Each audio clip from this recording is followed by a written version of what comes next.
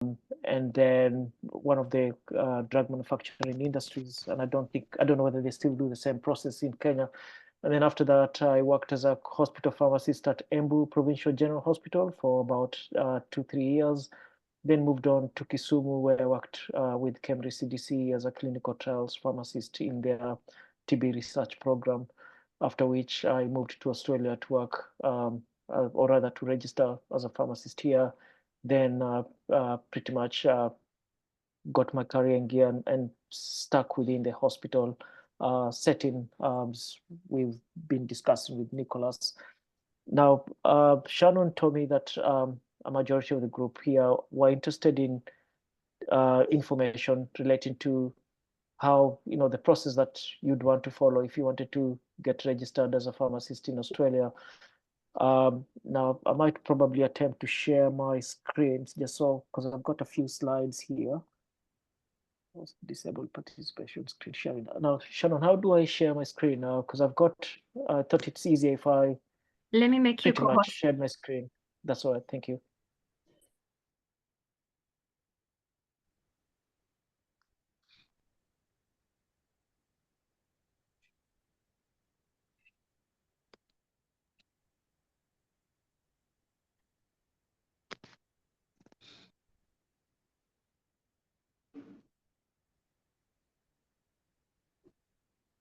Awesome. Thank you again, Shannon. So I'm just gonna go onto my desktop. Now, can everyone see my screen? Yes. Awesome. So now in regards to moving to work in Australia as a pharmacist, so I'm just gonna close some of these windows here. So the first process you want to check is because the Australian immigration system or process it's quite complicated. You want to spend quite a few hours or days just studying the whole process and what's involved. Now, to start off with, you want to make sure that pharmacy is still listed in what we call the skilled occupation list, and this is found in the Australian immigration website. So that's www.imi.gov.au. Now, within that website, you want to look for that skilled occupation list tab. Can you all see that? Or is my screen still visible? Yes, it is. We can still see. Awesome. All good. You can see. So yeah, so you want to move on, check to see what visas you can apply for as a pharmacist in Australia. And that would be under this skilled occupation list tab.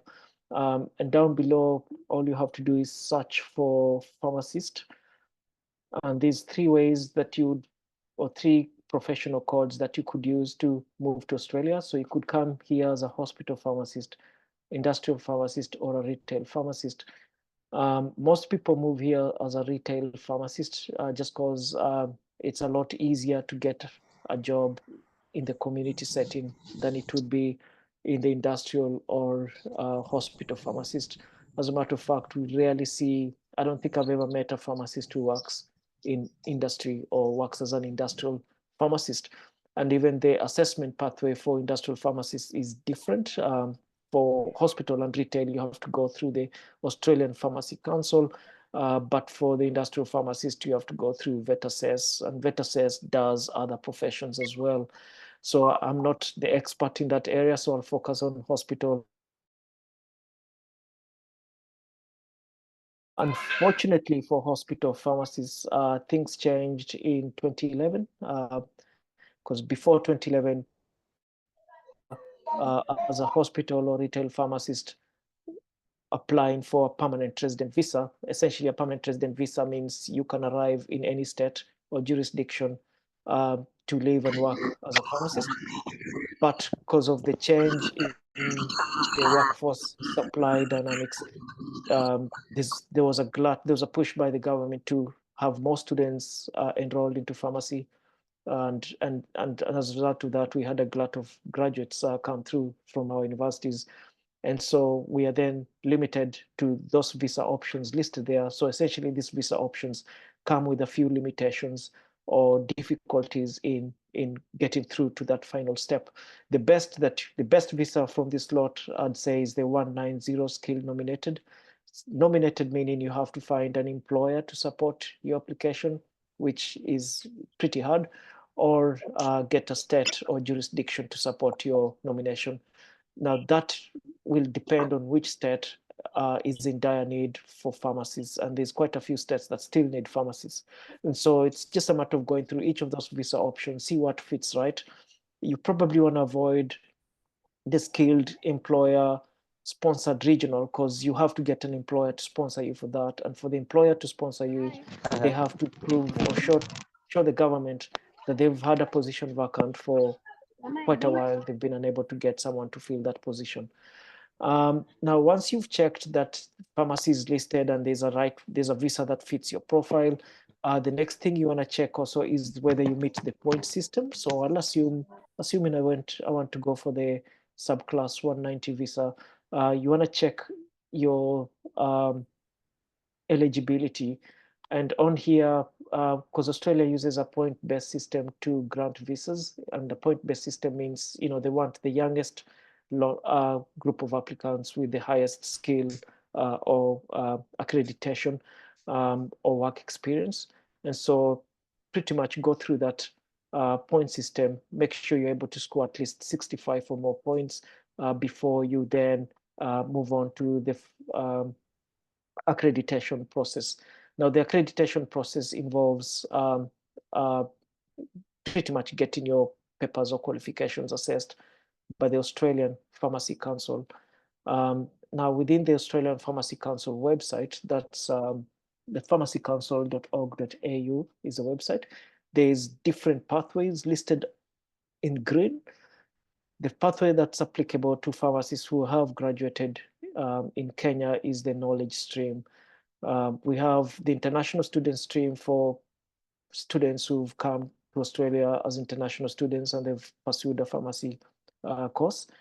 And then we have the competency stream for graduates from, I think that's for graduates, Australians, graduates or New Zealand, and then there's a New Zealand stream for New Zealand graduates, and then there's the COP system, I think is for people from the UK, Ireland, US, Canada.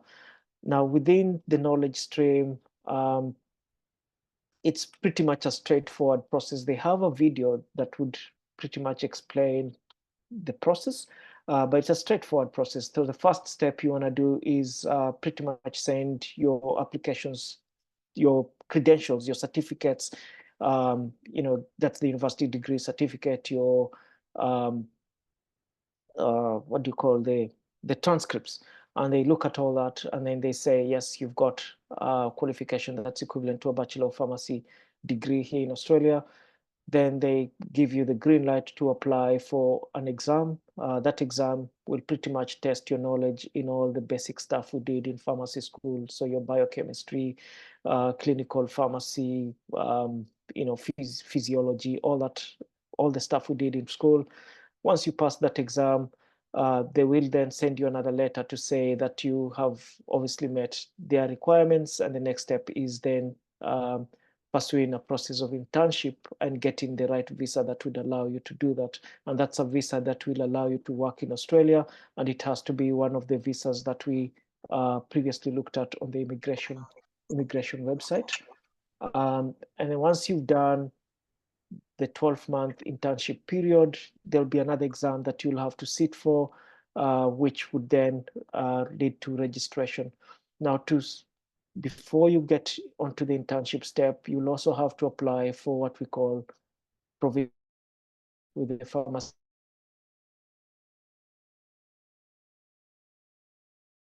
Australian Health Practitioner Registration Agency, or APRA website. And down there, they've got a diagram that gives you an illustration of that pathway to general registration. So pretty much applying for, once you've got the right visa, you get here, you apply for provisional registration. Then you look for a job within a community pharmacy or hospital pharmacy. And within any of those entities, there'll be a pharmacist who's nominated as a preceptor. They will then sign the relevant paperwork, and then you start your process of supervised practice, which is usually 1,824 hours or about 48 weeks. Once you finish your supervised practice, there's the final, what we used to call the stage 2 exam that you have to sit for. Once you pass that exam, then you get your full registration as a pharmacist. So that's in a nutshell the process that you'd have to follow. Now, how do I get back to the normal screen, Shannon? I'm just trying to see how to get back to the normal screen. Or how do I stop sharing my screen, essentially? Oh, sorry. View options. There should be stop. View. So, because I'm not IT savvy. So view, and then what do I No. go to next? There's a part up for. Okay, maybe you can Or press you. escape. Okay. Sorry, what was that again? You can press escape. Oh, escape. Let's see. No, that doesn't let me do that. View Let's see. options. Oh, stop share. Sorry, I just saw this. I just saw the link. I'm not used to Zoom. We tend to use Teams a lot here. So yeah, that's essentially the process that you'd have to follow now. I know I've pretty much rushed through it all, and maybe confused quite a number of you. But was there any questions in regards to that registration process that I've just given you an overview of?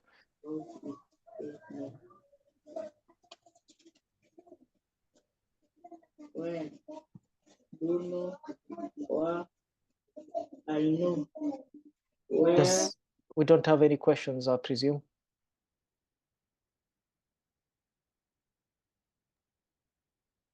I think we'll take the questions at the end in case. Oh, just at the end. Okay. So the other thing that Shannon wanted me to share as well was what are the pros and cons of working as a pharmacist here? Now, if some of you are already online at the time of my conversation with Nicholas from the UK, pharmacy still has its challenges here in Australia. It's obviously a well-organized profession compared to what we have in Kenya, because I know back in Kenya we have competition from pharmacy technicians when you're looking at community pharmacy practice.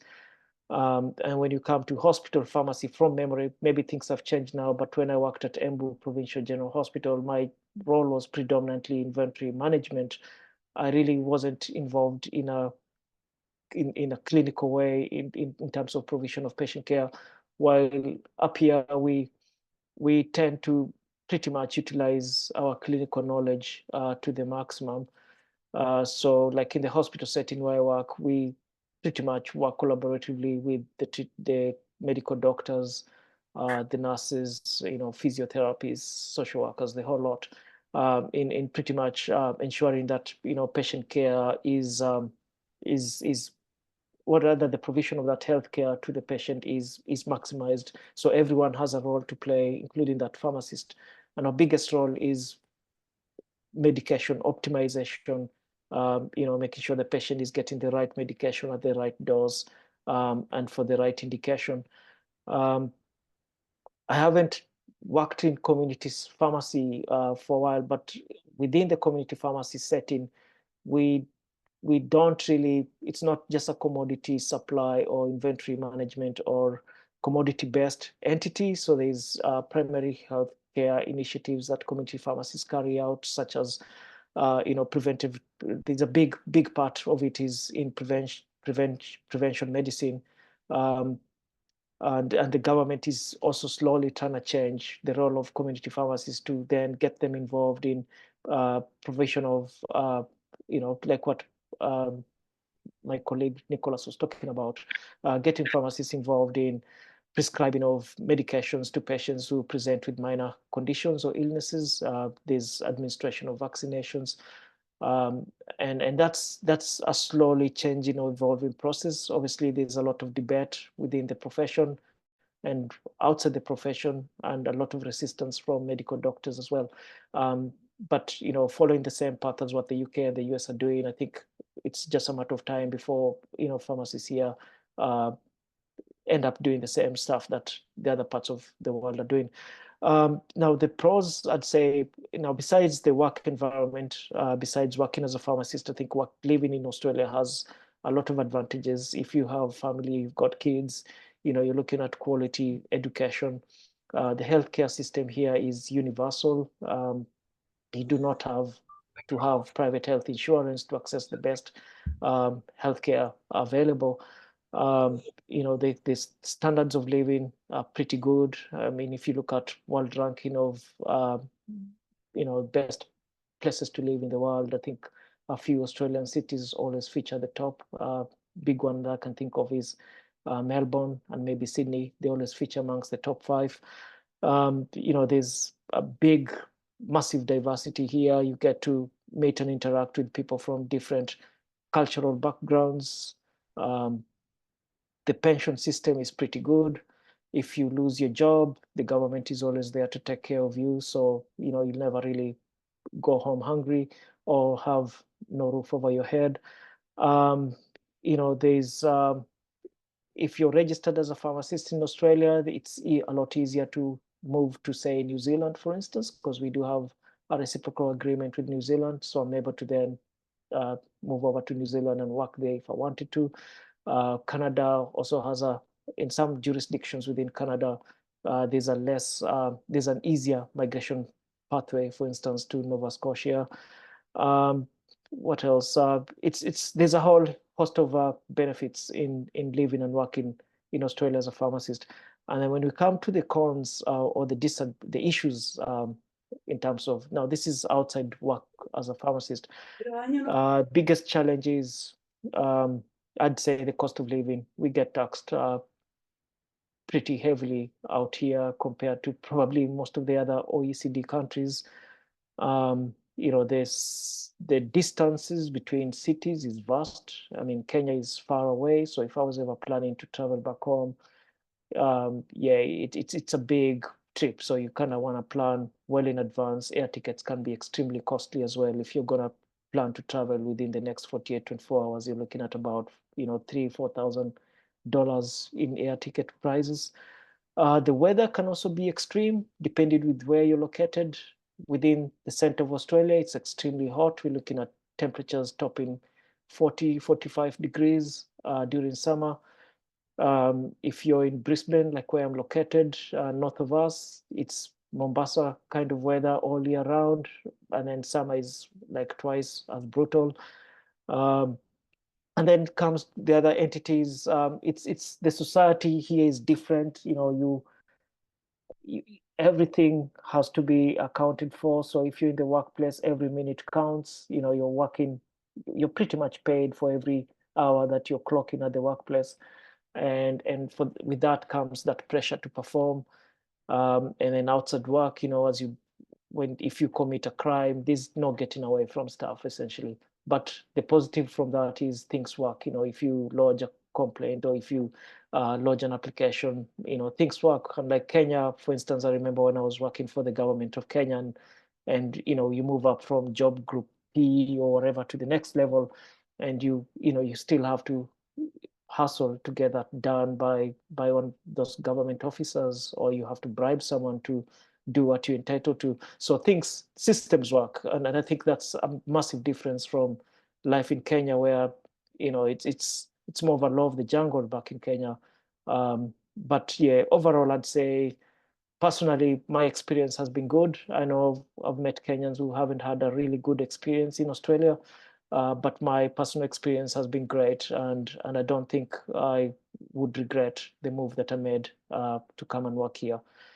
Now, with the immigration aspect, it's a challenging process, and you could also consider use of an immigration agent if you find the whole process overwhelming. I did it without the need of an immigration agent, but obviously it was easy because I knew a pharmacist who worked here, and he was able to give me tips and pointers on what to look out for and how to navigate the process. So yeah, if you've spent some time, go through those websites, read lots of forums. Back in the day, we had a forum called Study Connect, and there was pharmacists going through the same process as me, and we were able to share the challenges that we were going through, get tips and pointers on how to navigate the process. That makes it a lot easier. I think I've been mumbling on for a while now, so I don't know whether anyone has any questions to ask. There's a question in the chat. Let me trace it. Yep, sorry, I'll just have a look at the question. Oh yeah, so the nomination process. So we have we've got, I don't know, 6 states and 2 territories in Australia. Now, in Australia, we have a federal government that oversees the immigration policy as a whole. And then within each individual state, they've got a list of their preferences. So the federal government will say, hey, look, in Australia, the entire country, we have enough pharmacies, so we don't need pharmacies here at all from overseas. But within each of those individual states, they might have deficits in staffing or meeting or getting people filling up different positions. And so you'll find that, for instance, especially states where we have lower populations or immigration towards, so places like Northern Territory and South Australia, those 2 entities might still need pharmacists, even though the rest of the country says they don't. And so within the, I'll actually share my screen and just show you that entity. So if you want to find a state that still needs pharmacists, you would want to go to this, I will go back. So we had this list of available visa select, and I went for the skilled nominated visa. And under the check your eligibility section, they will mention that you need to be nominated.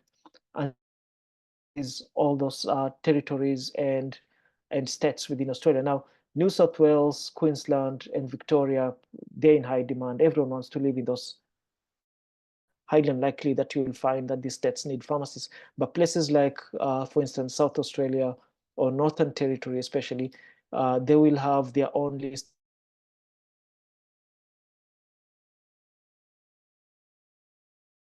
that they, and then find within these different entities information about skilled occupation list for the state.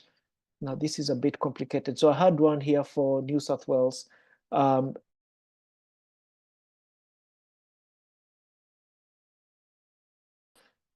pharmacy wasn't listed in the New South Wales list.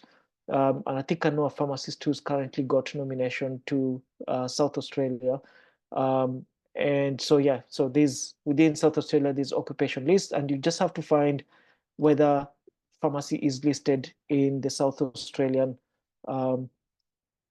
list. So I'll just try and do a dummy one here, see whether we can pull up pharmacy. So yeah, so South Australia, for instance, needs pharmacists. So what you'd have to do is once you've confirmed, checked your eligibility, you're sure that you can be nominated in that state, you'll then apply to the Australian Pharmacy Council for qualification recognition. Once you get that, you then get a letter from the Australian Pharmacy Council, and you go onto the immigration website, set up an account, then you select the skilled nominated visa 190 or 491 or 489. And then in there, you'll select that you want nomination from South Australia. Then the South Australian government will look at your application and go, hey, yes, we want this guy to move to our state. Then they'll send you a letter to say they are nominating you to move to Australia. Then using that information, you can then apply to the immigration department to say, hey, look, I've got nomination and this is the visa I need, and you pay whatever fees they want. Does that answer your question? Yes. Oh, awesome.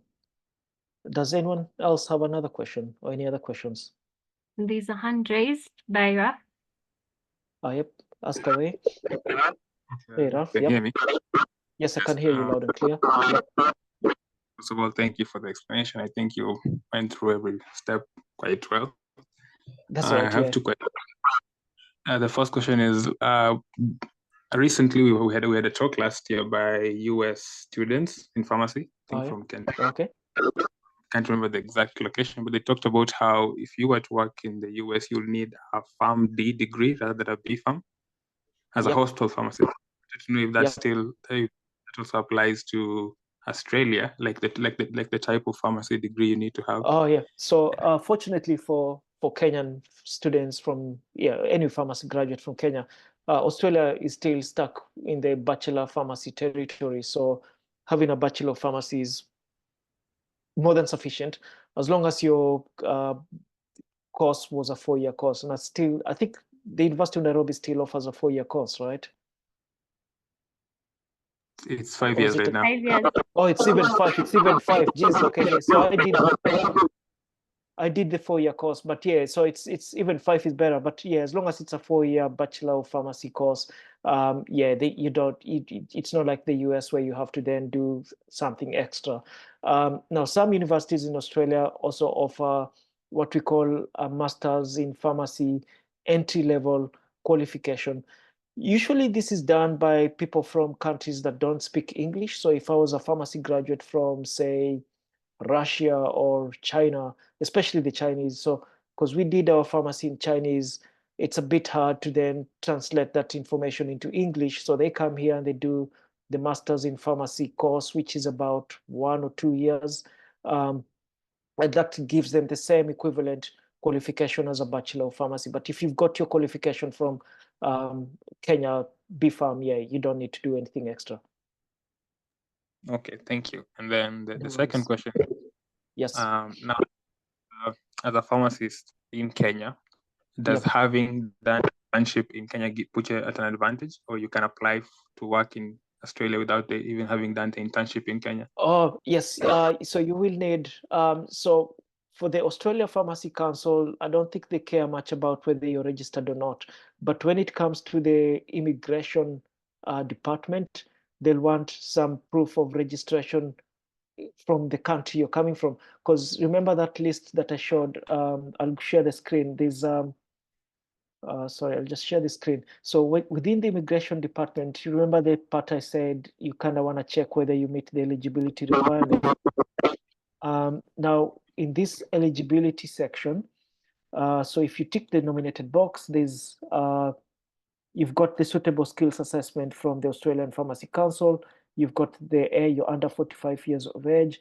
Now it's this part here where you've got the meet the skill requirement. I think it's within that entity.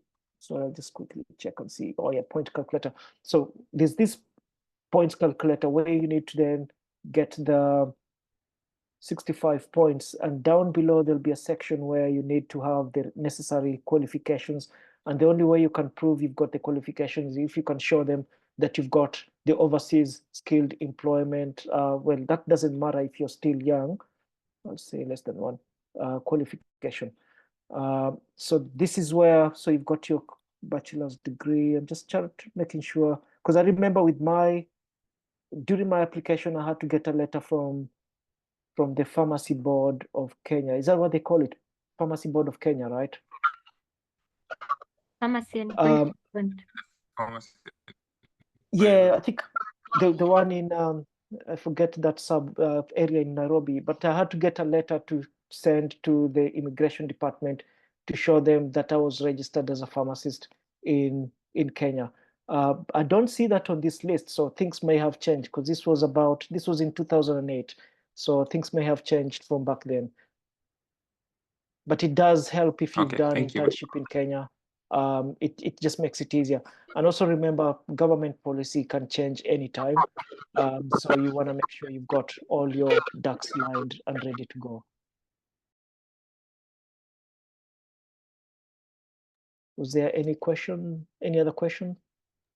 Yes, in the chat. It's on your hands. That's it.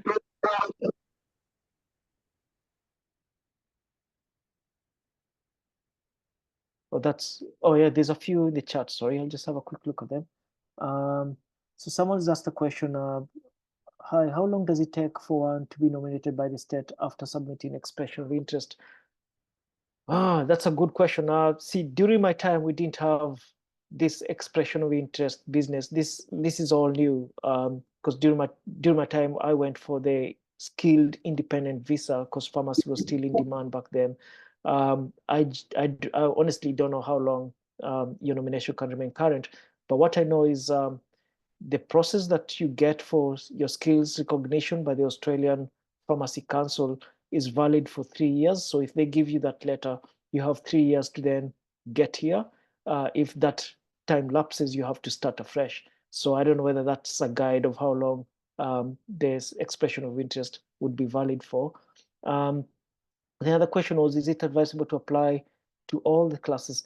Well, you'd have to pay, I don't know, it's $3,000, $4,000 for each of them. So it's a bit of a gamble. I'd say you want to pick the best, probably the most or the easiest visa to get, or one that would make your life here easier. So I know some of them, 491 or 489 is regional. And if you're able to live, or if you're happy to live in a remote area, then so be it. But if I can get the 190, I'd probably gun for that. And I think 489, 491 are temporary. So you're not going to be here for like, you'd have to apply for another visa after 3 or so years. While the 190, I think, kind of leads you straight to the skilled independent visa after 5 or so years. Then again, because I'm not an immigration agent, I haven't read through these new visas properly, because the visa I applied for back then was a 175, which was straight up skilled independent. So there was no preconditions attached to that. And then the withdrawal once you get a reply from at least one. Oh, yeah, I don't know whether you can do that. And I don't think they'd allow you to apply for more than one visa as well. But I haven't gone through this process. But I'd personally look to see which is the easiest or most ideal visa to apply for. Oh, you've been waiting for EOI for 2 months now. Yeah, 2 months is a short time. I waited for my visa grant for 12 months. I know a pharmacist who's got their EOI in about a month's time. So it's variable. And I guess that depends with the nature or the strength of your application. But 2 months is a short time. The processing time can be long depending on the surge of applicants coming through. Then the question by Caroline Chege, within the pharmaceutical industry in Australia, how would students looking to do a one-year internship go about it? Would we still need to go through the process of getting nominated for a visa? Oh, so the industry now, like I said before, so to work within industrial pharmacy, that's a different pathway entirely. And I am not familiar with the process. I haven't met a pharmacist who's pursued the working within the pharmaceutical industry pathway. I'd say 99% of pharmacists in Australia work either in a hospital or in a community pharmacy or within the government department of health, like things, like what do you call them? Regulatory affairs kind of scenarios, but I haven't seen a pharmacist work within the pharmaceutical industry. Now, to navigate that process, you'd probably want to explore the requirements within VetAssess. I presume they might want you to have some work experience within the pharmaceutical industry as well. But yeah, it might be worth checking what the VetAssess process is around that. Question by Njiru Gaki, do you know any employers that offer visa sponsorship to pharmacists? So when I worked in Canberra Hospital, so that's the capital city, we have a hospital there called Canberra Hospital. They did nominate the deputy director. So this is a high level position. So they had a vacancy for about 12 months plus. They wanted someone who had done a postgraduate course, plus had a lot of experience within the hospital arena. So they did nominate the deputy director to come across. That's the only scenario where I've seen an employer nominate someone. You'd have to obviously have exceptional skills that the employer here cannot find within the local population. Now, when an employer nominates you, they have to pay the immigration department thousands of. So the employer would, yeah, they definitely would really want you here to do that. It's still worth a shot. I mean, especially in the remote, no one wants to go work. So that might be an area to probably explore. You could shoot emails to different employers, see whether they're interested. Best opportunities is a website called sick.com.au. If you see a vacancy, then you could, throw in an inquiry to nominate your application. Most Queensland government advertisements will also have a section that talks about applicants from overseas and the steps of them nominate your Ralph Mutonyi as well. Is it possible to share the links, especially for Immigration and Pharmacy Society of Australia? Yep, I can share those links. Do I email them to Shannon? Yes, please.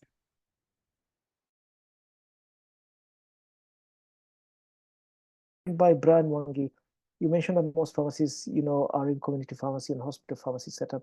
Does this mean that the industrial pharmacy is not lucrative there? I've met a pharmacy representative. Most of them are not pharmacists, but maybe one or two. I think there was one guy from Iran who was a pharmacist. The wages are not as good. It's the wages are good enough to pay your bills, pay your rent, keep you going, but won't be as lucrative as working in a hospital pharmacy or community pharmacy.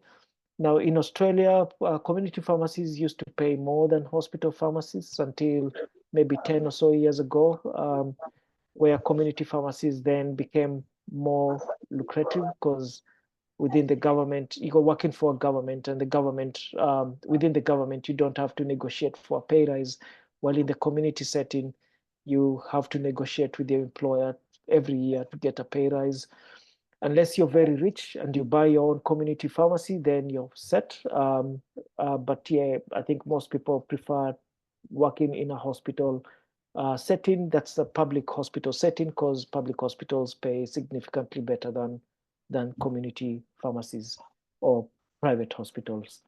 Then there was a question by Nixon Motari. Hi, Doc, regarding the programs, since Australia has higher diploma and master's programs in clinical pharmacy, do they recognize clinical pharmacy specializations, or can one come as a? Yeah, so you can come here to pursue a postgraduate course in clinical pharmacy, for instance. And then during your study, figure out how to then get your qualifications recognized. So you still have to go through the same process as a pharmacist who's overseas wanting to get registered in Australia. But some people use that avenue. It's a lot easier, because once you get here as a student to study a postgraduate course, can be in clinical pharmacy, can be in public health, can be in any other professional entity. And then during that time, you're allowed to work for 20 hours a week, or you could try and dodge the system and work for 40. Yes, so during that time, then you can figure out how to then get your qualifications registered, or you could even work as a pharmacy technician or pharmacy assistant in a community pharmacy while you do your course. And while you're working for whoever, the employer might like you and go, oh yeah, this is a great person, I want to keep him here. Then, at least you've got your name within some employers' books. And once you finish your course, you've got your qualifications recognized, you've got the visa, then you can go in and get a job. So it's a pathway that I think would be easier as long as you've got enough money to cater for your university education. And then Frederick's here had a question whether is it easy to get a permanent resident with the pharmacist profession? Yes, so once you've got the visas that I mentioned, the 190, 489 or 491, I think after 3 or so years, you can then transition to a permanent resident visa. Now, to get the permanent resident visa, because this is all new, I don't know whether they'd need proof or evidence that there's a shortage of pharmacists for you to then be granted that permanent resident visa. So that's an area that I am not familiar with. And I don't know how to find out whether that's possible or not. But that said, I know pharmacist students from other countries who've come here to study pharmacy. They graduated and they got a temporary working visa. And then eventually they were able to transition from that temporary working visa to a permanent resident visa. So I think it's still possible. And if it doesn't work out, hey, at least you've had the opportunity to, work in another country and explore the opportunities or options available. And then Jackie Mulay, what's the pay range of a pharmacist working in the hospital setup?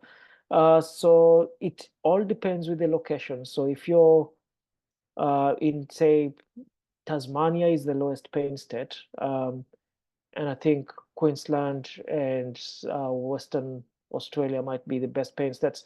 So we get paid for every hour, so it's an hourly rate, and usually you're looking at anything between, as a starting salary, as an intern, you're looking at about $30 an hour, and that depends again with the location.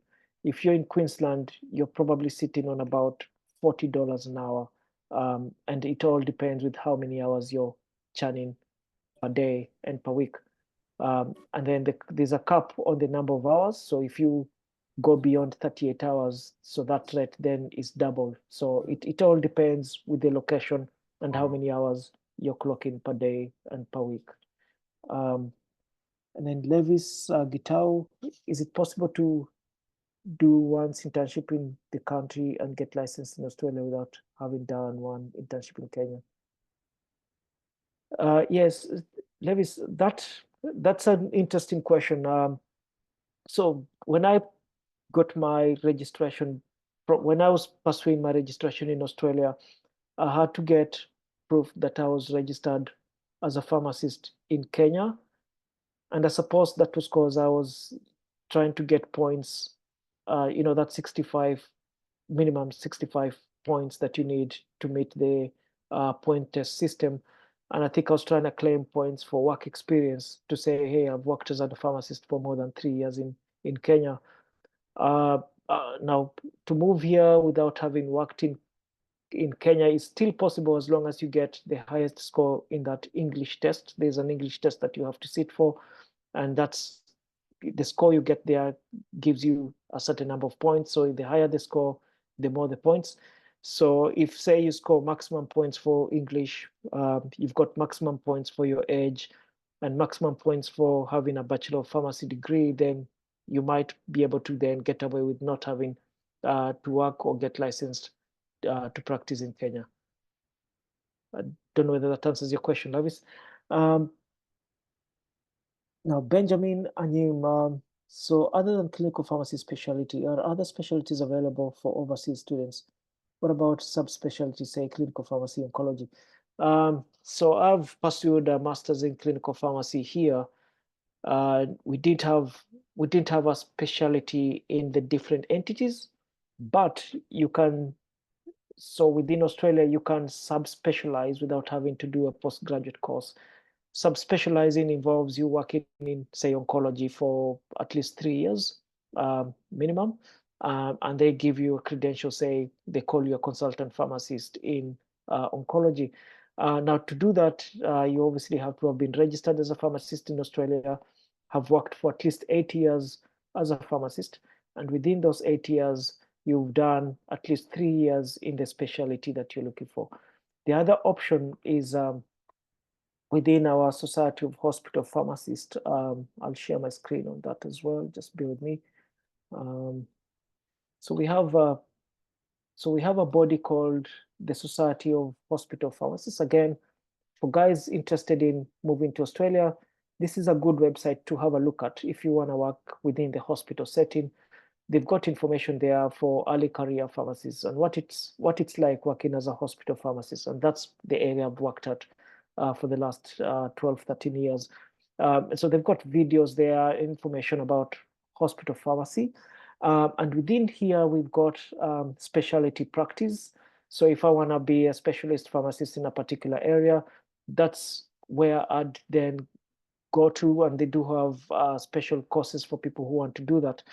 And then there's also another entity called ANSCAP. Now, this is fairly new within Australia, and it's a recognition pathway that then considers your work experience and any specialist roles you've played within the different subspecialties in clinical pharmacy.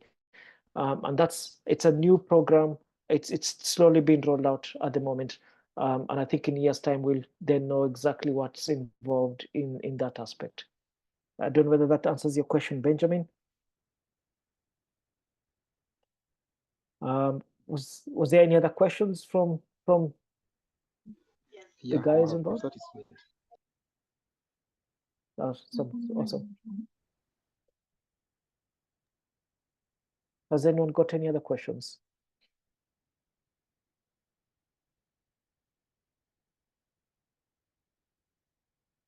I think we've pretty much had 1 hour of this session.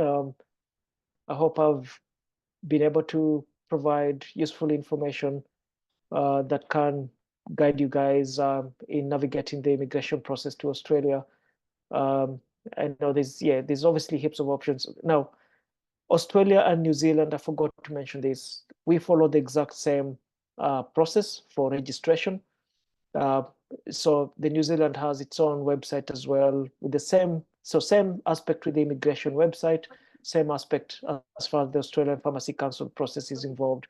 So for those that feel like Australia is a little difficult to move to, New Zealand is definitely another option as well. We tend to have exact same processes for both countries. New Zealand doesn't pay as well as Australia though, so that's just something you need to bear in mind. Most New Zealanders prefer living and working in Australia. I think that's pretty much it. I don't think there's anyone else who's got any nagging questions to ask. Oh, we've just got one other question here from Nicholas Motari. Hi, Doc.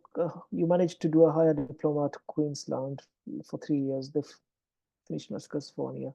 How do you compare education at postgraduate with that? See, I haven't done a postgraduate course in Kenya, but yeah, obviously I did my Bachelor of Pharmacy course in the University of Nairobi. I think the master's course was, I think what we did in Kenya was more intense compared to what the education system here. That's the postgraduate course. A big portion of it was self-directed learning. I never set foot in class either, so it's all online. You do it at home, and a big chunk of it was practical experience on the ground hospital. So I guess it was easy for me to pursue the course while working at the same time. For the undergraduate aspect, I can't really haven't done undergraduate studies here, but I'd say what we had in the University of Nairobi as undergraduate was more intense than what I think is covered system. And I think also the focus here is less on industrial pharmacy practice, but more on clinical pharmacy practice. And I guess it's the government's way of making sure whatever their universities are tailored to meet the demands of the community. But overall, it's yeah. And the other thing, if you postgraduate course is covered by the government as well. So I paid a very small fraction towards my education because the government covers a majority of that because they want people to pursue further studies. So then the community gets to benefit.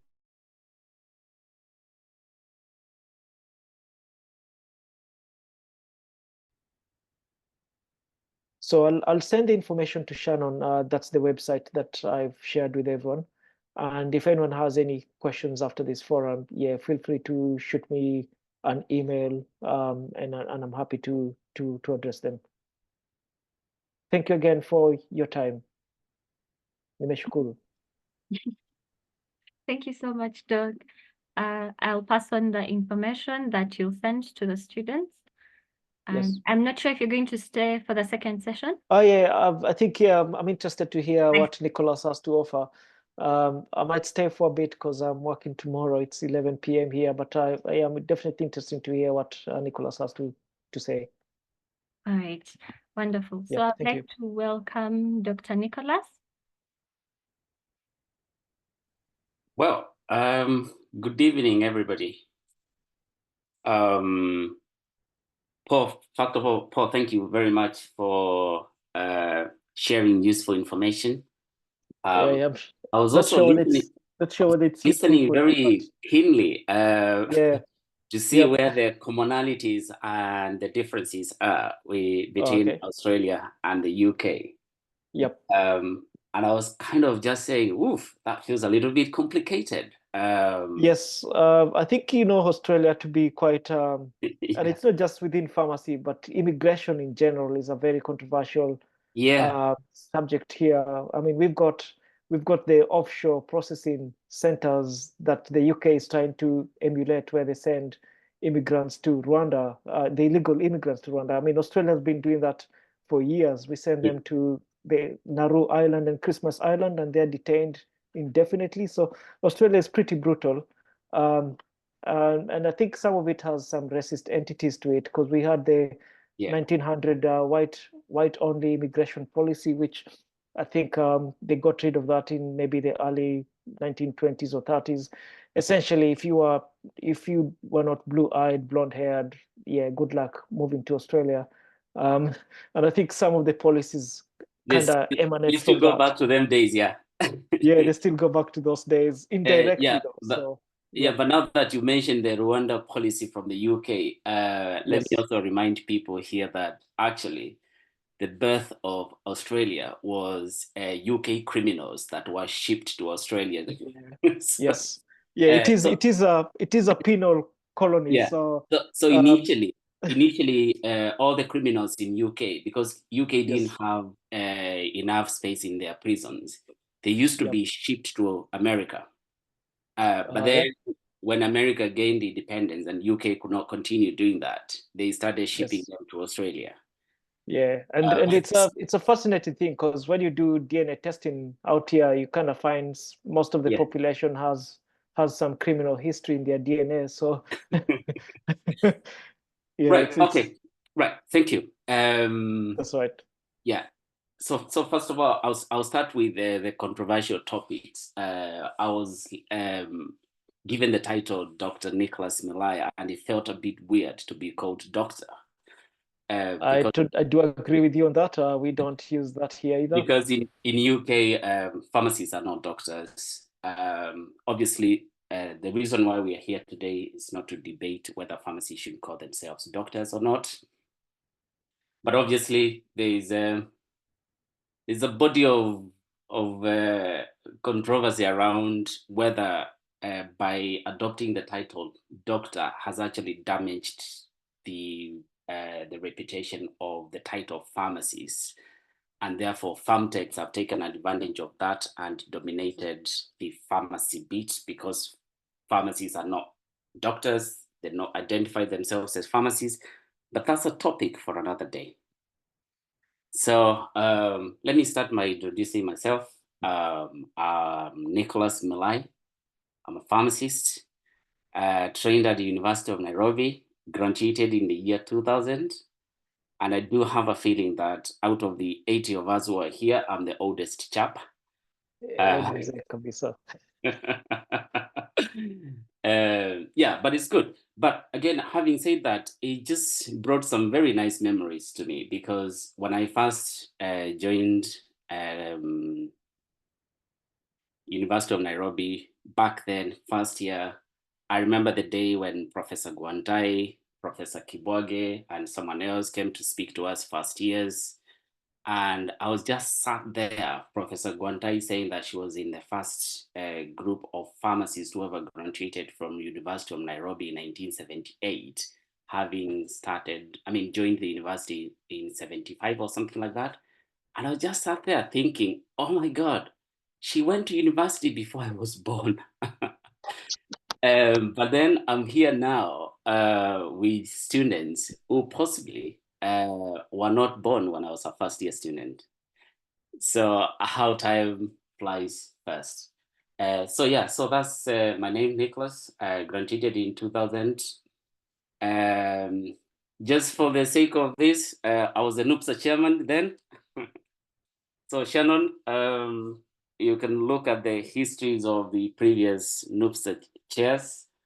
That was my office back in 2000. And I mean, if I recall some of the things we did at the time, we tried to register Nupsa to become a member of the International Federation of Pharmacy Students. One of our students, I think it was Stephen Kimatu, attended one of their conferences in Cairo. So that was great. It was sponsored actually by IP, whatever it is, International Pharmacy Students Federation, whatever it is. Yeah, and I also attempted to publish 2 Nufama journals in a year. The first one went okay. The second one was a bit of a challenge because of funding. So yeah, anyway, today was not about talking about what I did as a Nupsa chairman, but I thought it would be good to mention that. So I did my internship after graduation. I did my internship in Kenyatta. I was there for 6 months. Then I went to Malibu Pharmacy. I was there for 3 months, and I went to Laban Allied for 3 months. Just again to mention about internship, because earlier on, Shannon mentioned about the challenges young pharmacists are facing now in Kenya. I can tell you some of those challenges are actually as old as I am, because in 2000, we organized a peaceful demonstration to Avia House because the ministry had refused to host pharmacists for internship. So the challenges you guys are facing today, they really date back to many years. So when we finished, the medics and the dentists, they got their postings, but the pharmacists didn't get their postings, so we had to go on protests. So there's a bit of history about pharmacists being unfairly treated by the ministry, but that's politics for another day. After my internship, I joined Nairobi Hospital in 2001, and I worked there for 2 years. And while in Nairobi Hospital, I pursued my way out of Kenya and came to UK in 2003. Did my pre-range 2004, 2005, registered as a pharmacist. After registration as a pharmacist, I joined one of the largest chains in the UK called Boots. You might have heard of Boots. It's a very well-known community pharmacy chain. And at Boots, I joined as a pharmacist manager. I was very enthusiastic then. So I was more interested in the management side of things. So I did quite a few roles there, from being a pharmacist to operations to regional management. While I was there, I did a postgraduate course in business administration. So I did an MBA. But then soon after, I kind of felt like I was drifting away from being a pharmacist. And I didn't like the whole management structure. So I decided that was not for me. So I left Boots and I joined another chain called Well Pharmacy. And just to tell you the difference, Boots at the time had 2,500 branches across UK. So I joined a slightly smaller chain called Well Pharmacy, and they had, or they still have, around 780 branches across UK. But at Well, I was more interested around reestablishing myself as a pharmacist. So I was a community pharmacy manager. Worked there for almost 10 years. And then there was a bit of a shift, and we talked about that with Paul in the beginning of this session, that the UK government is shifting their focus to investing in pharmacists, the professional, and they want pharmacists to play a leading role in primary care. So I took advantage of that kind of shift and left community pharmacy altogether and moved to primary care, where I work now. And my base station is in a GP practice, but we have what we call primary care networks, which is a group of several practices that are geographically located near each other. And my role is actually quite diverse, if I would say, and it ranges from managing long-term conditions. So I do run a hypertension clinic. I also run a clinic for lipids management. I do drug monitoring in primary care. I also have a session on minor ailments. I run audits, prescribing audits or any other relevant clinical audits. I'm also involved in for the patients who come for routine blood tests. So if you think about blood tests,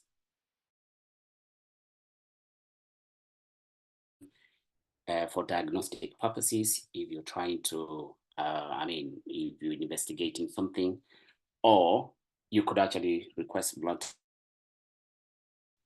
So I don't get involved in the diagnostics, but I get involved in the routine blood tests. So I review them. You pick out things that are out, call the patient and follow them up and see what's going on. So that's just basically what I do every day, or rather how my day looks like. Care.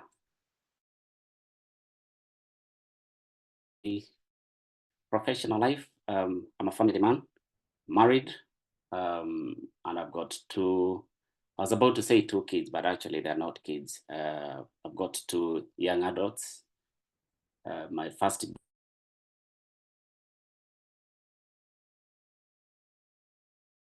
is studying economics at London School of Economics. And my second daughter, last born, she's doing A-levels, hoping to join university this September. I live in Manchester. For those who follow football, you would know that Manchester is the capital of football. We have the biggest footballing clubs in the world. I will not declare which team I support, just in case somebody here supports United and they might get offended by what I'm going to say about Manchester United. But so that's generally me. So I think today I've been invited to share with you my experiences working in the UK, touch up on what it is like to register as a pharmacist here in the UK, and possibly answer any questions that you might have with regards to any of those 2 things, living and working in the UK, as well as a process of registration and the opportunities that UK offer pharmacists. But before we go to details about pharmacy, I think I'll just echo some of the things that Paul talked about in terms of living and working in Australia. And I just wanted to rewind the clock back a bit to where you were at the moment. I was just reflecting on where I was when I was thinking about migrating. And I have to say, I wouldn't lie to you that I sat down and really thought it through in detail.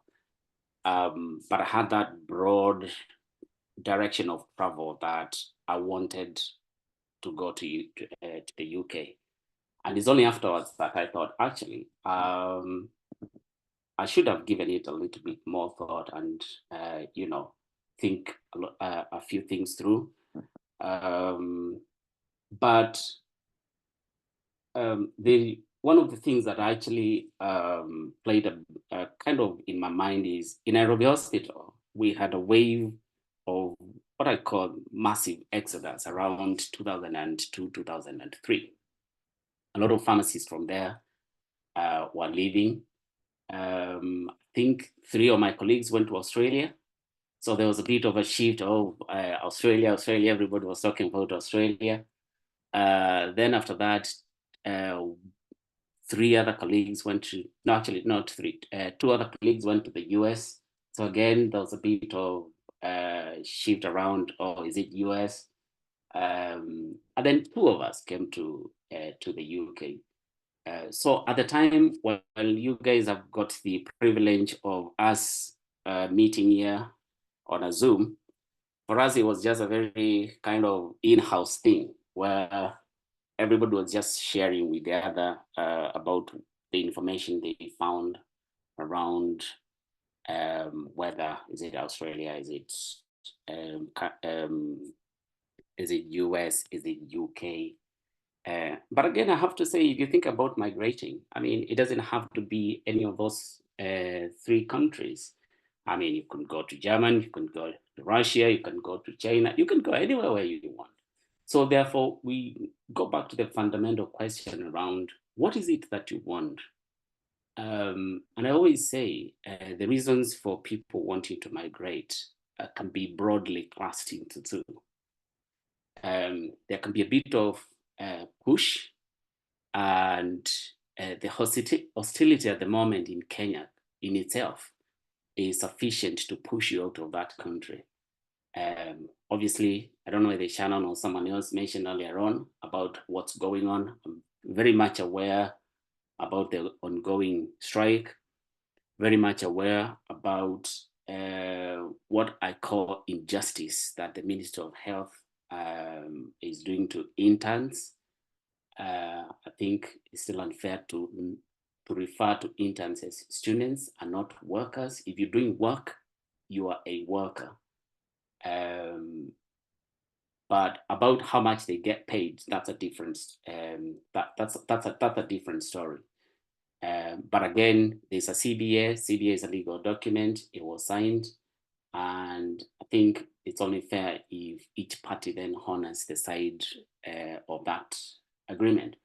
So I'm just highlighting that in itself is hostility that would want to push somebody away from Kenya. But there's also the element around pull.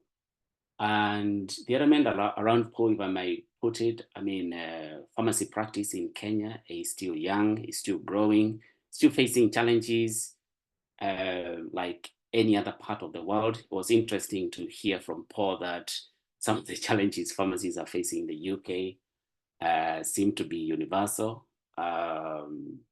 possibly similar challenges in Australia. But Kenya, there's a bit of challenges that I kind of feel like have really damaged the profession, and especially the fact that our regulatory body, to me, hasn't really crystallized the whole regulation aspect. Because when you come to UK, when it comes to pharmacy regulation, I can tell you everything is black and white. If it's not pharmacist on duty, a pharmacy will not be open. There's no two-way about it. There's no in-between about it. And that's how the law protects the profession. If there are requirements, let's say a certain medication cannot be sold when a pharmacist is not present, it will not be sold. And it's simple as that. There's no question about that. If certain items have to be supplied to the patient with a valid prescription from a legal prescriber, it does not matter. There is no way somebody will just walk in and say, can I buy amoxicillin, and buy it. It just does not happen. Now, in Kenya, we do have those laws in place about prescription-only medication, the requirements to have a pharmacist in a premises when the pharmacy is running. There's a bit of vagueness about who is supposed to work in pharmacies. And I feel like that bit lets down the profession, and therefore the growth and development of pharmacies then has been suffocated by the poor regulation that is in place. But I'm not here to talk briefly about Pharmacy and Poisons Board, but we have to highlight the areas where we feel pharmacies have been let down by system rather than the profession itself. And I hope PSK will continue to pick out some of these things and be loud about them and continue pushing for proper regulation of pharmacy in Kenya. So that pull to try and develop yourself as a pharmacist could be an attraction for you to move to a different country, especially if you feel as a pharmacist you'll have better opportunities to grow. But I also have to commend the few pharmacists who are leading the clinic clinical pharmacy agenda in Kenya. Congratulations to them, and we need to push for that. I think globally, that's the direction of travel, is to move away from the science-based pharmacies to the clinical-based pharmacists. So when you're choosing then which country that you want to migrate to, I think there's certain basic things I would say, just bear that in mind before you decide which direction you want to go to. Number one is the immigration system, and just thinking about how the immigration in that country is structured. And it was interesting to listen to Paul about the Australian immigration system. The reason why this is important is because you need to think about how easy that process is, how difficult that process is, and therefore familiarizing yourself with those processes then becomes absolutely important. Equally important is the language that is spoken in that country. Sometimes I feel I would never have chosen to go to Germany because I don't speak that language, and I would have struggled to go and settle in there. Similarly, I wouldn't pack my bags and go to Russia because I know I will struggle because I can't speak the language. But it's also good to see what that country offers, and in terms of education, health, culture, way of living, the standards of living, and so forth and so forth. So just think about those things. I think it's very important. So let me now start drilling down on UK.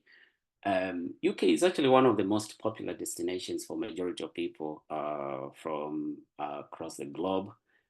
There are several reasons for that. You'll all be familiar with what we were told in history and geography. I don't know whether it was history or it was, yeah, I think it was. Colonization was covered in history. You know that Britain colonized literally the entire world. And therefore, as a result of that, they left their mark everywhere where they went.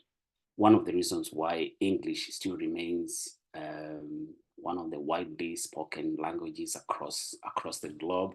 Is still an official language in so many countries. So that makes UK really a very popular destination for majority of people. But more important is the UK has a very simple immigration system. You come here as a migrant worker on a work permit, and you do 5 years of work, you're automatically given indefinite leave to remain. Once you get your indefinite leave to remain, qualify for citizenship, and it's just as simple as that. Again, thinking about and again, and I mean, I know you guys are young, but you have to think, I mean, for those of you who want family and you think about getting married and you're thinking about kids in the future, I think it's important to also think about how it is like to bring up my kids in a different, what education system they have there, what are the benefits and advantages. But the UK migration system is very friendly to families.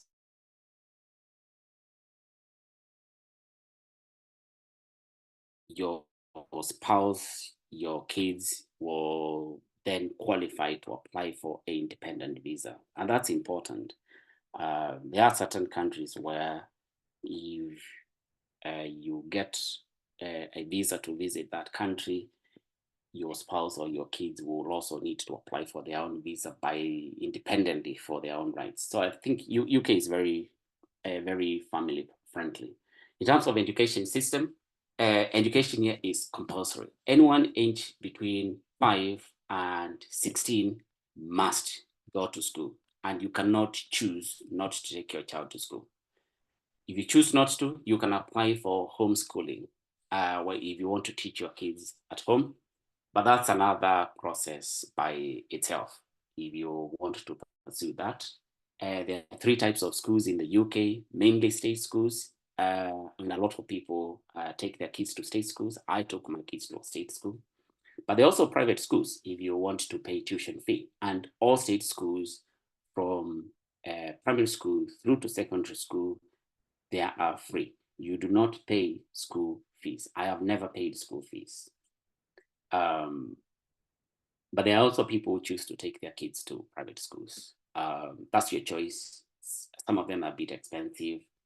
And it's also debatable about the benefits of taking your child to a state school over taking them to a private school. And there are also international schools. We also have a very decent health system called NHS, very unique, free at point of use. No one will ask you to pay a penny because you are unwell. There are no Arambis to raise money for hospital bills. Majority of people, well, let me not say majority, everybody is expected to go to a public hospital, NHS hospital. Whether you're the prime minister, whether you're the king, you'll go to a public hospital, which is pretty good because it means the government then invests in those public schools. Housing, I would say, if you want to dream of going to living in a place like London, London is one of the most expensive cities in Europe. I can tell you for a fact it will be very expensive. But other cities that are not as big as London, we have Birmingham, we have Manchester, we have Liverpool, Leeds, Sheffield, Newcastle, Nottingham, equally big, bigger than Nairobi by far. And I would say housing is very decent. Sometimes I kind of feel like it's cheaper to buy a house in Manchester than it is to buy a flat in Nairobi. In terms of infrastructure, UK, like you know, days of slavery, they really utilized slaves to construct roads and construct a lot of stuff. So commuting from one city to another is absolutely so easy. I mean, right now when my daughter is going back to university in London by train, it takes 2 hours. And I wouldn't say it's the fastest train on earth. And London to Manchester is typically a Nairobi to Mombasa kind of trip. Occasionally when I want to go down to London, I drive there myself. It takes me 4 hours on the road. And the roads are pretty good. So moving around UK, to be honest, any part of UK is pretty good. Cost of living, I would say, I can't say it's cheap, it's expensive. But once you get yourself around it, then you realize not that expensive because there's so many other things that you need to think about when it comes to think about cost of living. If school fees, health is taken away from your budgeting, then you realize that you're able to feed yourself decently. Unfortunately here, we don't think about buying bloody maguta. So we just live. So again, if you're looking to come to UK and you want to save money in the millions to buy plots back in Kenya, you might be disappointed. Okay, so that's generally about UK. So then I think we'll move on to now what you guys might be very much interested in as well, which is working as a pharmacist here in the UK. So first of all, for you to work as a pharmacist in the UK, you must be registered as a pharmacist in the UK, and there's no two way about it. So I just want to cover the registration process. Earlier on, I shared with Shannon a small document that covers the registration process. So I'm hoping that she shared that with you. And that's just because I didn't want us to spend the entire afternoon just reading the document, but I'll quickly go through it. So number one, the process starts with you having been registered in your own country. You cannot apply to come to UK if you're not registered in your own country. So you must finish your degree, you must do your internship, you must get registered with Pharmacy and Poisons Board. That is a minimum. Number two, once you're registered, you must do an English exam. You have to prove your proficiency in English. Now, this is not anything new. I did my English exam back in 2002. So this is not something that they've started recently. It's always been there. A lot of people do complain about that, and especially if you think about Kenya, where our education system is in English. So you're thinking, I mean, why on earth are we being asked to do an English exam? But UK is about standards. They have to maintain certain standards. And therefore, for countries where English is not your first language, you have to do that English exam. So there is around, I think, 12 countries that are exempt from the English because English is their first language. One of them obviously being Australia, New Zealand, America, Canada, and whoever else out there where English is their first language. So you have to do that English exam. So far, there are 2 English exams that are accepted. One of them is IELTS, slightly cheaper, around 30,000 Kenyan shillings to do, done by the British Council back in Nairobi. And then recently, I think in 2021 or 2022, OET, Occupational English Test, they launched a center in Nairobi, and that is acceptable as well, but it's slightly more expensive. I think it's around 50,000 Kenyan shillings to do.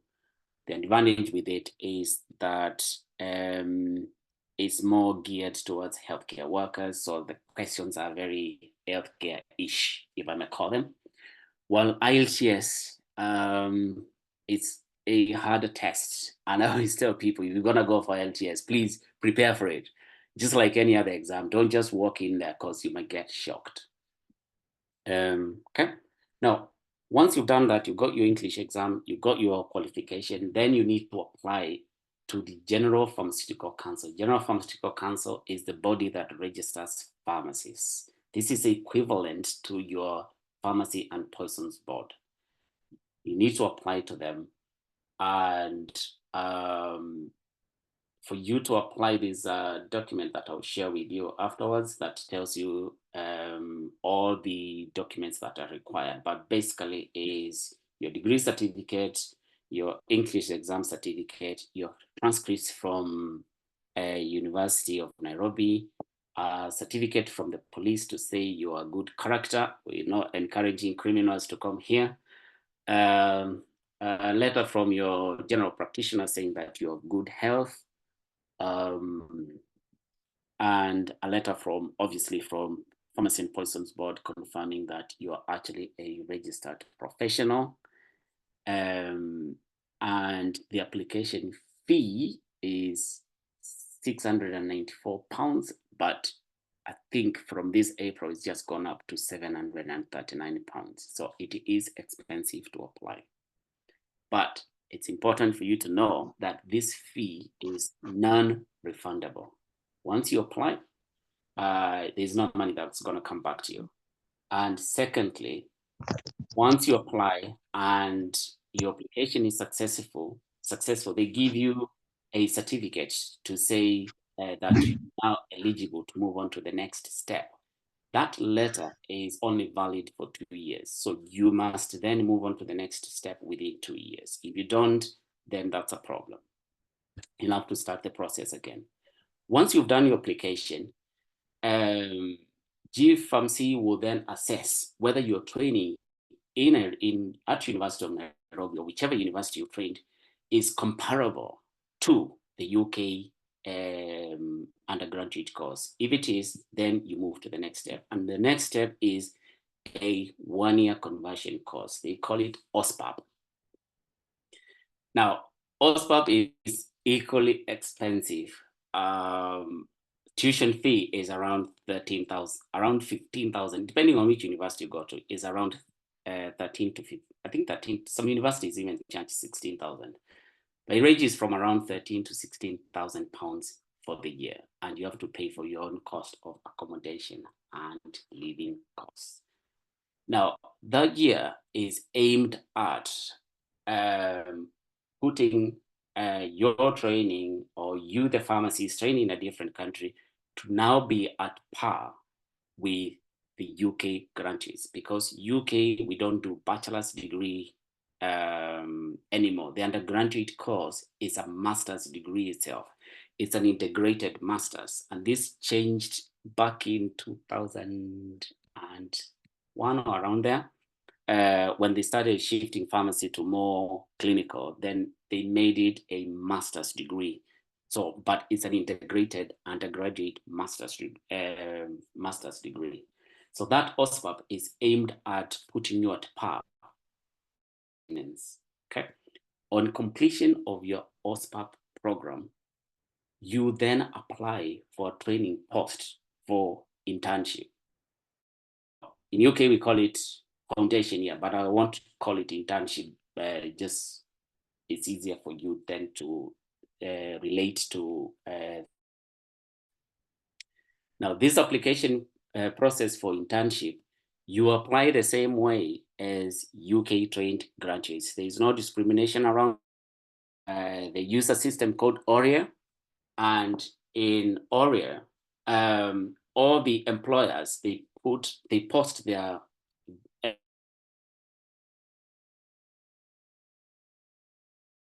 which one you're interested in. If you selected, you're interviewed, same way like a UK trained graduate would do.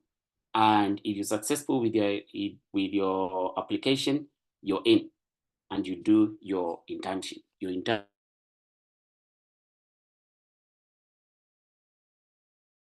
strictly 52 weeks.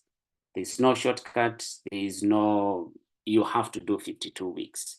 And it's a competency-based internship program. You can do your program either in community pharmacy, in hospital pharmacy, or you can do a split between hospital and community. And now recently, we've introduced a split of either 3 months or 6 months in primary care. But you can't do a full 12 months in primary care. It's either community or hospital. And you can then choose a few combinations in between that. But the foundation has to be hospital or community.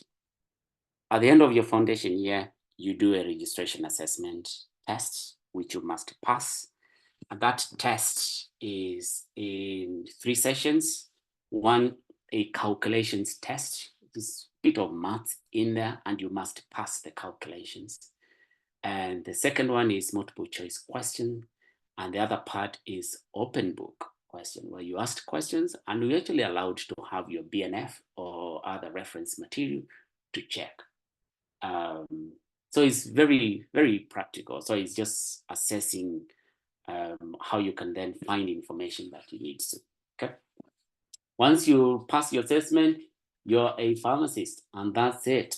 Once you become a pharmacist, you can work in community, hospital, mental health services, primary care, academia.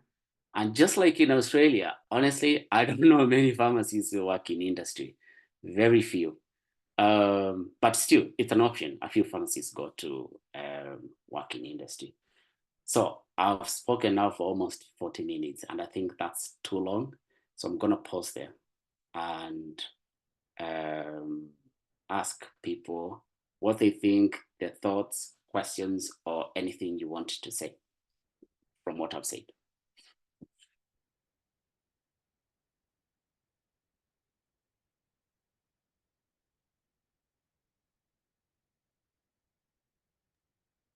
Sorry, Nicholas, while we wait for the guys to ask the questions, that I think I was going to highlight here. So if you're registered as a pharmacist in Australia and you wanted to move to the UK, I think you'd also have to go through that same process that Nicholas has mentioned, including doing that OSPAP course, because our qualifications here are somewhat still inferior. So it's just a Bachelor of Pharmacy, while the UK has done an upgrade to that Masters of Pharmacy option.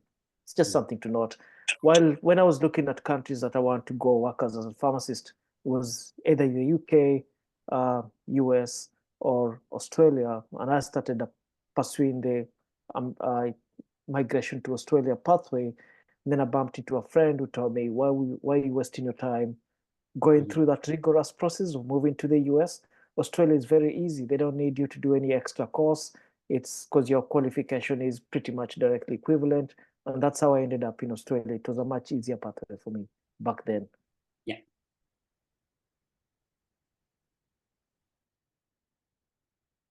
Yeah. Any questions about so far what I've said about the UK process?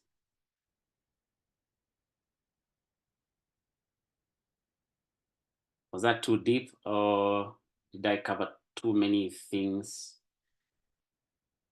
Or you guys still trying to absorb the £13,000 tuition fee for OSPAP? I find it, honestly, I just find it so expensive. It's just crazy.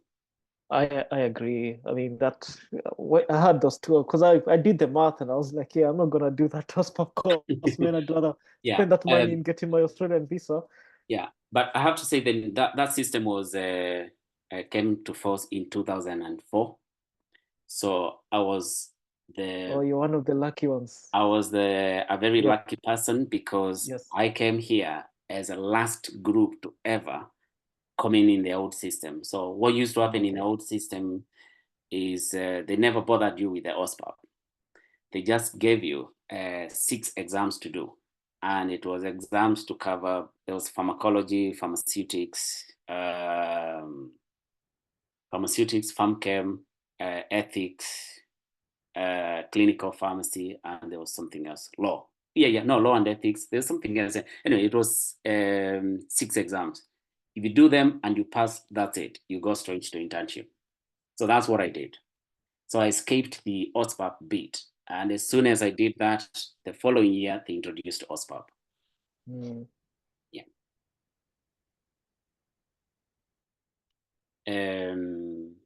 Sorry, let me just see.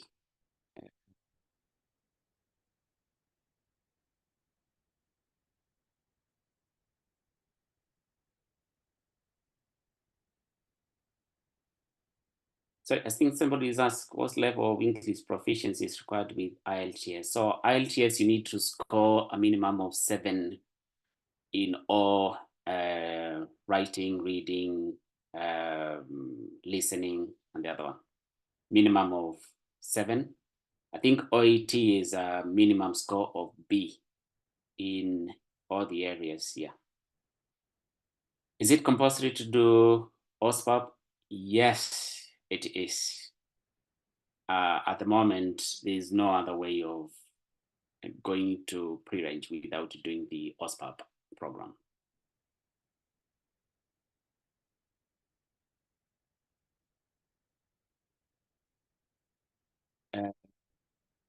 Thank you for the email. Okay, to join University of Brighton, is that Sandra? Well done. This September, and it's very competitive. That's absolutely true. You'd be surprised that even with all the cost, right now, places for this September 2024 are almost completely full. Most people are now applying for September 2025. Most of the universities, they've had actually to increase the number of places available because of the demand. And 70% of the students doing OSPAP are from Nigeria and India. So, so Kenyans, we are a little bit behind on that one.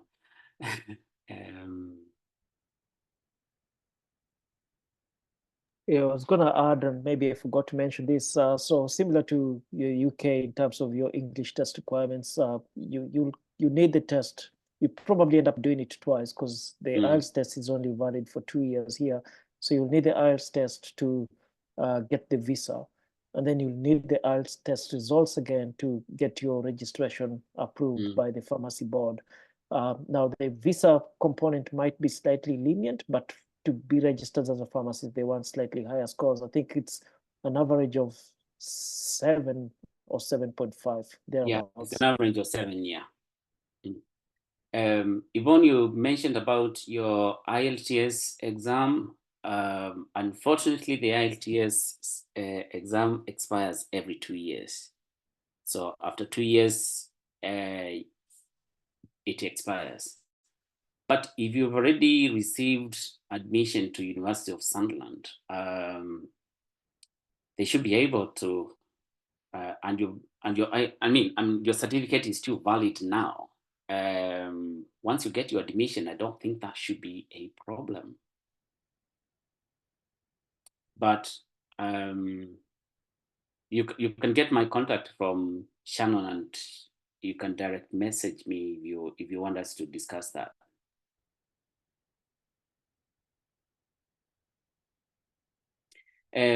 Pharmaceutical industry, to be honest, I think this is a common trend that a lot of pharmacies in these countries don't work in industry. And when you think about it, what pharmacists do in industry does not really require you to be a pharmacist, because it's more of science. It's more of, so a lot of guys who've done BSc in chemistry are the ones who work in industry, even in the pharmaceutical industry.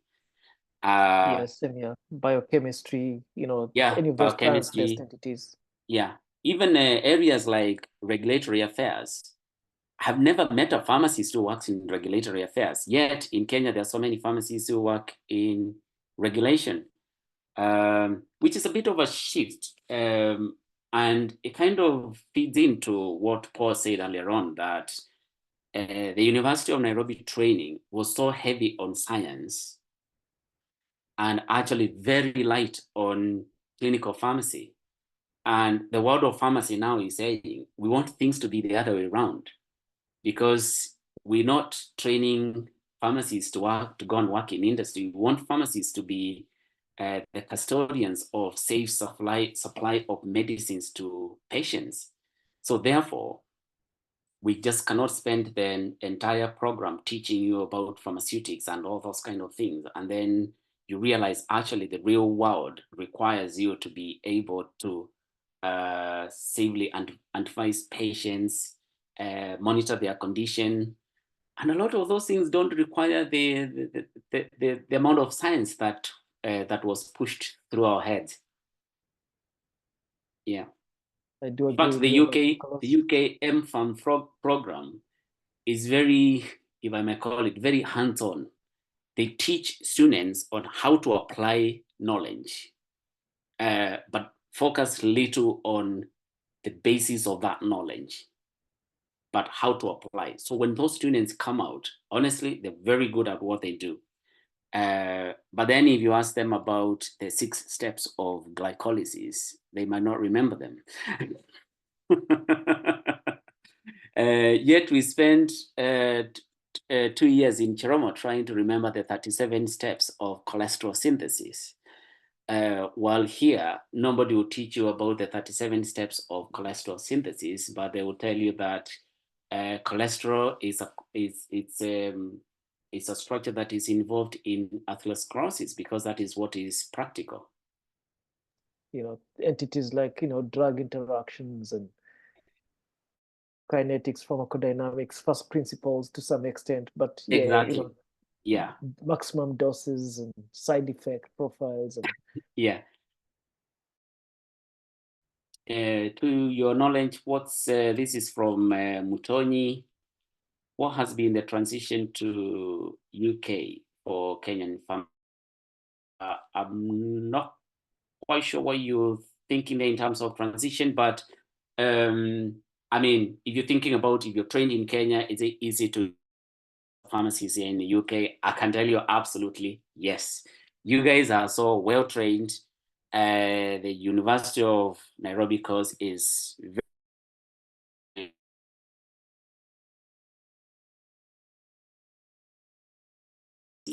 the only bit that it misses is that application to patient. But that's one of the reasons why OSPAP was brought in, because the OSPAP enables you now to transition from that pharmacy so equipped with a lot of scientific knowledge, now a pharmacist who applies it to a patient who is in front of them. More important is when you do your foundation year or internship, again, it's very hands-on, transitions you from a scientist to a practitioner. So it's easy, not a problem. Your training is good enough for that. Yeah, while we're waiting for more questions, I was gonna comment on what Paul said again earlier on about traveling to Australia. And I know you mentioned a ticket could cost you in the thousands of Australian dollars. And yeah, you're looking at the least you can get is maybe 2,000 to 2,500, and that's if you're booking a ticket 6, 7, 8 months ahead. Yeah, that's interesting, because 2 days ago I've just bought a ticket to go to Nairobi next month. So like 4 weeks in advance only. And I only paid 420 UK pounds. That's around 65,000 Kenyan shillings for return. To make a booking 6 months in advance, Kenyan shilling terms, we're looking at about 212, 215,000. Wow. Last time I was in Kenya in September 22, I think I paid almost $500,000 in Kenyan shillings. So it's ridiculous. Yeah. Yeah, well, that's crazy. I mean, that's one of the advantages with the UK is, I would say, traveling to Nairobi is very cheap. You can do that every weekend if you want. Right? Yeah, I mean, 65,000 Kenyan shillings, that's very, very reasonable. And again, traveling times, my flight is a 10-hour flight. Okay. So I will leave UK in the afternoon, and by the time Kenyans are waking up in the morning, I'll be in Nairobi. So no, that's pretty good. Yes. So that's a big disadvantage with Australia. You're looking at minimum 20, 25 hours to get to Kenya. And that's the, minimum layover. So you have to go via Dubai or Singapore or New Delhi or South Africa. So it's a very long journey. And for those that are thinking of moving to New Zealand, then throw in another 8 or so hours on top of that. So this place is just too far from the rest of the world. Definitely. I mean, UK, we have a direct flight from London Heathrow to Nairobi. So if you want to live somewhere around London or around about there, you could actually have one direct flight, 8.5 hours, you're in Nairobi.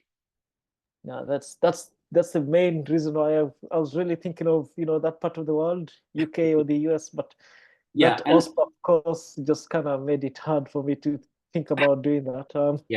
And then in terms of weather, I have to say, I mean, I would say UK is an in-between in terms of weather, because obviously we don't enjoy the warm weather of Australia, but we also don't experience the extreme cold weather of places like North America and Canada. Trudging through snow. Yeah, so you can get like temperatures of 0, -5, but you never get the craziness of -20 that you see in places like Ottawa, Minnesota, and all those kind of places. But again, we also don't enjoy the 30 degrees that you guys have in Australia. So so that's mild. We're looking at 40 degrees. Oh, really? 40. It's so hot.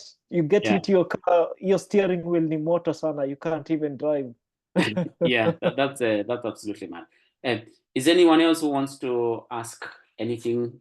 Shannon, now it's coming to 3 o'clock my time, so 5 o'clock Kenyan time. I'm conscious that we've kept people here waiting for 2 hours. So we got 2 minutes. If anybody wants to ask a question about the UK process, it's expensive, but it's worth it. I can tell you that. And I'll just summarize by saying that as a pharmacist, I've progressed through my role in primary care we talked about earlier on, to an independent prescriber. once you become an independent prescriber, you're literally doing some of the roles that were traditionally done by doctors here in the UK. So there's a bit of reward in terms of career satisfaction and progressing to the next step. The Royal Pharmaceutical Society do have recognition schemes where as a pharmacist, you can be recognized as an advanced practitioner, and you can also work towards becoming a consultant pharmacist. So there is way to progress yourself along your career. Is it true that there are racism issues in the UK? If I was to answer that directly, I would say yes, because I don't know of any white country where there is no racism. But I always go back and start with Kenya and say we're also grappling with tribalism. We're also grappling with another form of discrimination where the political elite decides to take your money and there's nothing you can do about it. And they spend £720 buying a wristwatch and decide not to pay doctors. So discrimination is global, but yes, it's true that there is racism. And I will not say that for 20 years has been an issue that has bothered me to a point whereby I feel like I made the wrong decision. No.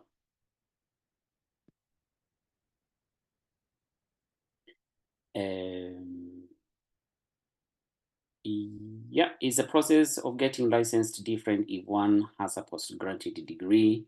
Again, the UK, it doesn't matter what you studied. Process of registration is the same. Whether you've done up to PhD in something, it still won't matter. Process of registration is the same. Wages in community pharmacy.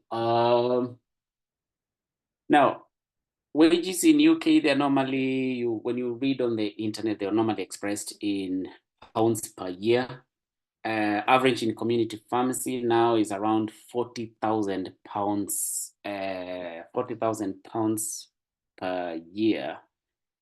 So if I was to translate that to Kenyan shillings based on the recent exchange rate of around 160, I would say that's an average of around 500,000 Kenyan shillings per month. But then you will also be heavily taxed. When I talked about free healthcare, free education, good infrastructure, good network, it's because it's funded by taxpayers. So you pay a good chunk of that towards tax. Hospital, if you join hospital pharmacy in the UK, straight from registration, you and you can search for something called Agenda for Change band pay. So pharmacies start at band 6, and average pay for band 6 is around, if I convert it to Kenyan shillings, 1 second, around 450,000 Kenyan shillings per month. But then once you join as a band 6, you're actually required to enroll on a postgraduate program. Not a master's, but a diploma in your specific area of interest. On completion of your postgraduate diploma, you automatically go to a band 7, so the pay goes up to around 560 or around 600K per month. Is it difficult to get visa sponsorship in the UK? No. Once you get licensed, demand for pharmacists here is absolutely crazy. You'll get a visa sponsorship for that. That would not be an issue. And also to mention, once you're invited to do your OSPAP, you apply for a student visa because you're coming in as a student. And that's also very straightforward. As long as you can demonstrate, you can pay the tuition fee that is required.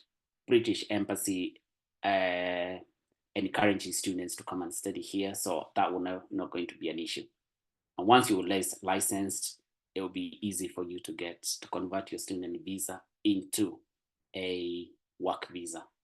Once you get your work visa, 5 years you get your indefinite leave to remain. After that, you can apply for citizenship.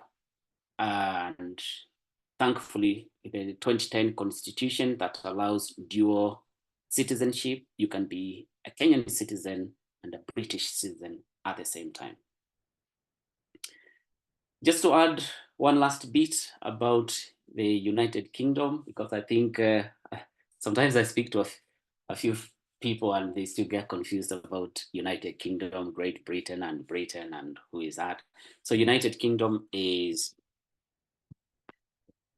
countries, which is England, Wales, Scotland, and Northern Ireland, and some Channel Islands of Jersey and Guernsey. And then the Great Britain is this mainland, the island, Scotland, England, and Wales. And then Britain is England and Wales. So those three terminologies sometimes confuse people, but yeah. Taxation rates same for natives and foreign nationals? Absolutely, yes. There's no discrimination in taxation. You all pay tax the same way.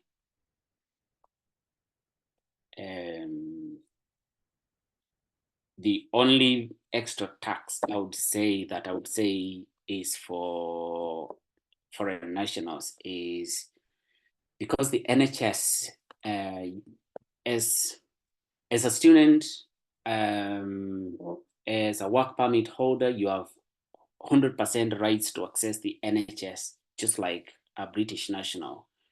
There's a certain surcharge that you pay. It's called the health surcharge, and it's taxation.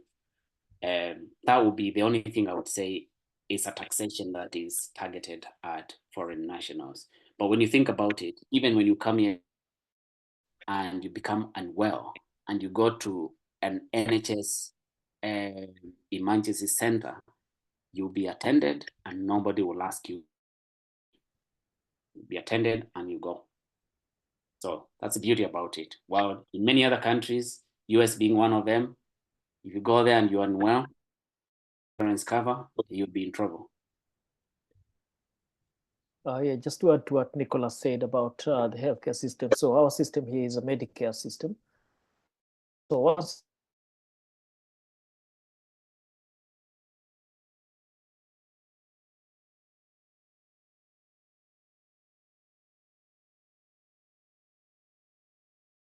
in Australia, but the healthcare system is covered. No one's going to charge you a single cent for any service you receive in a hospital setting or when you go see a doctor in the community. And then to touch on the wages, I think I like the way Nicola.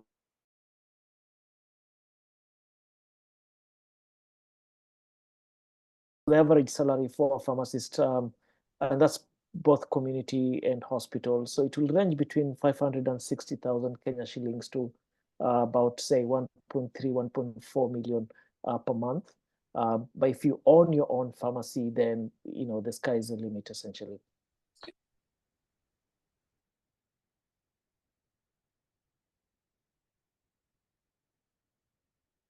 Okay. And with the taxation system in Australia, yes, it's a band system as well. So the more you earn, the higher the tax you pay. And so if you're on the upper tax bracket, you're pretty much paying 50% tax on every single penny that you earn. And then if you're on the very low end of it, you're paying no tax at all. So it's a band system, essentially. Same here, up to £12,000 a year, which is a third of what pharmacists earn. You don't pay tax, literally. But once your earnings reach £50,000 a year, you move to 40% taxation. If you earn more than £100,000 a year, then you're on the 45% taxation. And if you add a few other bits, it's more than half of your wages. All right. Yeah, so I think our highest tax bracket is 45% of your earnings. So that's about 180,000 Australian dollars a year and above. And then between 120,000 and 180,000, you're 37%. And then Yeah. below that, I think it's 25, and then 20 or 19 or something of that sort. Yeah. And then there's a Medicare levy surcharge. So if you don't have private insurance and you earn more than $180,000 a year, the government penalizes you, because essentially you should be having your own private insurance so you don't milk the Medicare system. Yeah, and then below that, they don't charge you any penalties. Okay, cool. Yeah, so if there's anybody who specifically wants support or to go through the step-by-step process of the registration, I'm willing to have that kind of support on a one-on-one. But yeah, but a lot of information there is on the General Pharmaceutical Society's website. A lot of information that I've shared today.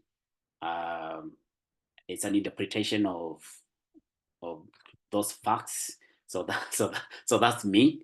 But I think I always encourage people to access the information from the source, because then you can interpret it the way that suits you the most. But yeah, I mean, don't always rely on the word of mouth from Nicholas. Go to the source, because that's where the actual information is. Just in case I've left anything, or just in case I've added some bit of salt to anything. But at source, it is what it is. Okay. Shall I hand over to Shannon? I don't think there's anyone else now who's come up with a question. It's absolutely a pleasure to speak to you all today. Paul, lovely to meet you. Yes, likewise. And yeah, definitely would want to stay in touch and share ideas of what's going on in the UK. And I think you might probably guide me on exploring avenues to implement here in Australia as well. Oh, definitely. Lovely. Yes, okay, so Shannon, over to you. Thank you. So thank you once again, Dr. Nicholas and Dr. Paul.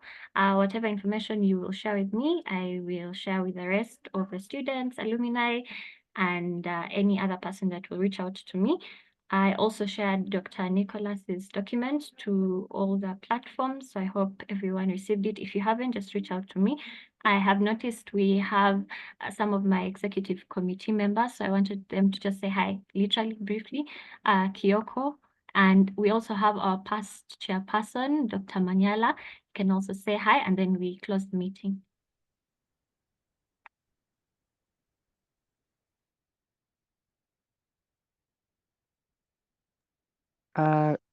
Hello.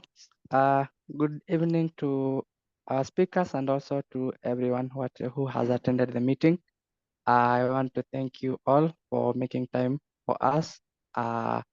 And it was really a beneficial session. I have gained a lot, and I think it has opened my mind to a lot of things out there. So thank you. Thank you. Thank you. Manyala, are you present?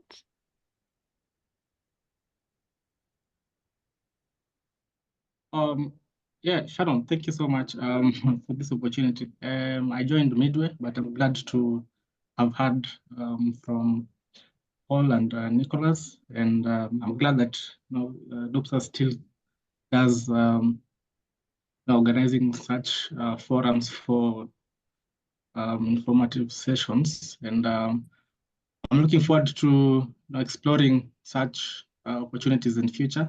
For now, we are still battling with the current problem we have. As we go for internship, we'll think about the opportunities that are outside there for us to explore. And yeah, this is a good job, and thank you so much for organizing this. Okay, thank you. All right, Caroline, thank you so much for being co-host. I would like to officially close the meeting. Thank you for attending. Thank you again, everyone, for coming through. And just one word of advice: the earlier you do this, the better as well. So don't wait until you turn 40 or 50 to make that transition. Actually, let me say, actually, that is just so true, because had I not made the decision at the time and I did, it would have been so hard later on. Yes. Yes. because then other things start coming into play, family, maybe you come from an area where you're required to build a house in the village, and then you're thinking, now, what do I do with this? It just complicates your decision. So the sooner you do it, the better. Yes. And secondly, I mean, you're moving to a country where you're having to start from the very bottom. So therefore, if you're just newly qualified, you're at that bottom in terms of your career ladder. So that's the time to then move from one bottom to a different bottom. Yep. But when you've already progressed when you already progressed in your own country, and then you come here, it's so frustrating. I've actually seen it with my colleagues in medicine, where they in Kenya, they've done their postgraduate, MEd, they become consultants, then they come to UK and they're sent to the bottom, and guys get frustrated to a point whereby they go back. But if you come here soon after your graduate, I mean your internship, honestly, you grow with the system and you get better opportunities to develop yourself. Yeah, I couldn't agree more, definitely. Yeah. All right then. Thank you again, everyone. Okay. Enjoy the rest of your weekend, and we'll certainly be in touch. All right. Okay. Okay. Thank you. Thank you, everybody, and see you next time. Kwaherini. Yep. Okay.